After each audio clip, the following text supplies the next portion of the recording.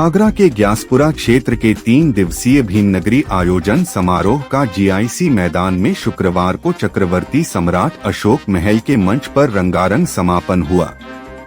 मंच पर Indian Idol fame Shreya Verma व गायिका सृष्टि सरगम ने तथागत बुद्ध और बाबा साहब के लोकगीतों पर प्रस्तुति दी और मंच से वक्ताओं ने डॉक्टर आम्बेडकर के शिक्षित बनो, संगठित रहो और संघर्ष करो का संदेश दिया। मुख्य अतिथि कांग्रेस के पूर्व SC/ST आयोग अध्यक्ष और दिल्ली सरकार में मंत्री रहे राजेंद्र पाल गौतम, बाराबंकी से सांसद तनुज पौनिया और हरियाणा से राज्यसभा सांसद कर्मवीर बौद्ध ने बाबा साहेब को नमन कर कार्यक्रम की शुरुआत की। मदर लेप स्कूल के बच्चों ने योगा डांस की प्रस्तुति दी। राजेंद्र पाल गौतम ने संबोधित करते हुए कहा कि वर्तमान सरकार ने नई नौकरी के रास्ते बंद किए। पहले आयकर देने वाले ग्रेजुएट या जमींदार लोगों को ही मताधिकार था। मनुस्मृति की वजह से हमारे लोग पढ़ नहीं पाए। बंदिशों के चलते वो पढ़ लिख कर कुछ बन नहीं पाए। इसलिए डॉक्टर भीमराव अंबेडकर ने एक समान सबको वोट डालने का अधिकार दिया। ये वोट का अधिकार बड़ी मुश्किल से हमें मिला है। हमें अपने समाज की अर्थव्यवस्था का निर्माण करना होगा। तालियों से उनका स्वागत अभिनंदन करें।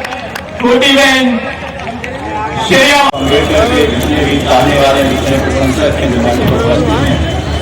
और जो मेरे सामने विराजमान है, मेरे हृदय में उपस्थित विराजमान हमारे साथियों, जिनमें की बाबा साहब के प्रति एक असीम आस्था है और उस आस्था को लेकर आप लोग हजारों लोग पिछले एक सप्ताह से मैं देख रहा हूँ आगरा शहर में कि उत्सव की तरह से बाबा साहब के सम्मान में जो यह पर्व आप लोग मना रहे हैं पूरे सप्ताह का, यह अपने आप में ऐतिहासिक और अलौकिक है, जो कि पूरे विश्व में इस तरह का उत्सव कहीं भी लोग नहीं मना रहे हैं।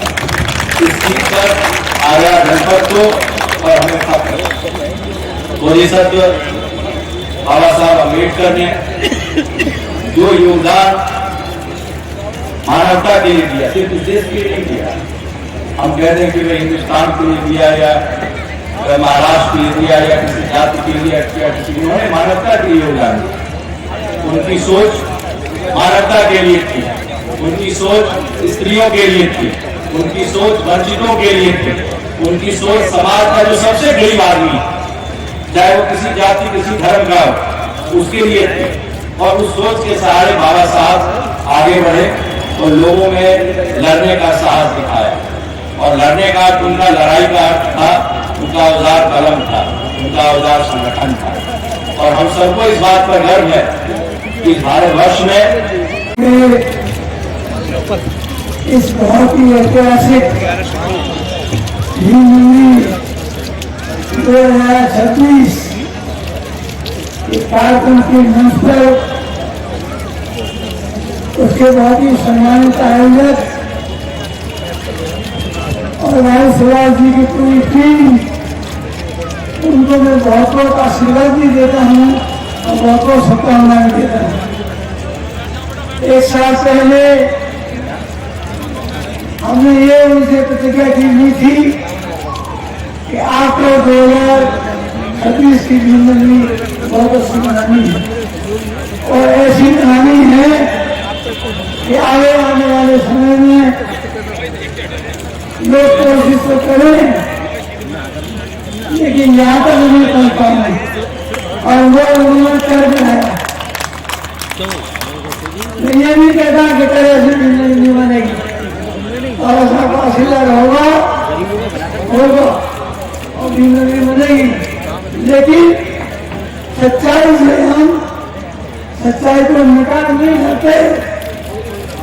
ये सत्यता है 1996 से लेकर अब तक इतनी भीमनगरी सजी है, सबसे और सबसे श्रेष्ठ भीमनगरी अगर है तो ये बात की नहीं है। मैं नरेंद्र साहब जी को, ऐश्वर्य साहब जी को और उनकी पूरी टीम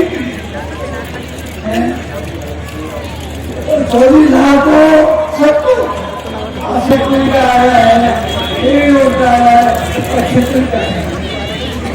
तो बाबा साहब का जो परिवार है और बाबा साहब का जो आशीर्वाद है वो दिन पे दिन करता ही है।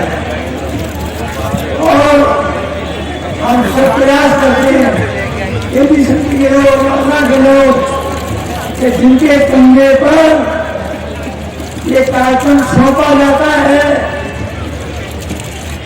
उनके कन्नों को हमें मजबूत कर दें। ये भी सौभाग्य की बात है। 1996 में ले गया था और लगातार हमारी पूरी टीम केंद्रीय समिति की पूरी टीम इस काम में सहयोग करती है। मुझे नहीं मालूम तो प्रताप सिंह भारती घोषणा करने वाले होंगे नहीं। बहुत आशीर्वाद, बहुत बधाइयाँ, डॉक्टर आगे सभी छात्रों को बधाइयाँ। और मैं आप सबको बहुत ही जो हमारे वो साथी हैं राम लाल साहब इन सबसे हाथ जोड़ के माफी मांगते हुए कि वो हमसे नाराज न हो। तीन नगरी का कार्यक्रम तो केवल और केवल एक जगह ही हो सकता है, 5-6 जगह नहीं हो सकता। इसलिए जिन लोगों ने एप्लीकेशन लगाई है इनके लिए उनके हाथ में कार्यक्रम में जाकर आगे आने वाले समय में अगर वो बाबा साहब में आस्था रखते हैं तो शायद आगे आने वाले समय में उनको भी नगरी का कार्यक्रम मिल जाए। तो साथियों इस बार में सारे समय न लेते हुए 2001 में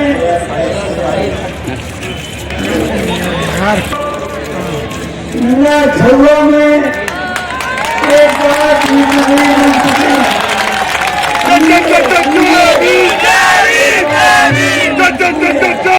नौकरियों को खत्म करके ठेकेदारों के हाथ में देके ठेकेदारी प्रथा लागू करके फोर्थ क्लास हमारे लोगों की सरकारी नौकरियों के रास्ते को बंद कर दिया। और उसके बाद जो पिछली सरकारों ने जो 100 से ज्यादा PSU बनाए थे वो PSU देके करके बीजेपी की सरकारों ने बंद कर दिए। आपको पता होगा जब वाजपेयी जी देश के प्रधानमंत्री होते थे तब उन्होंने एक नया मंत्रालय बनाया था और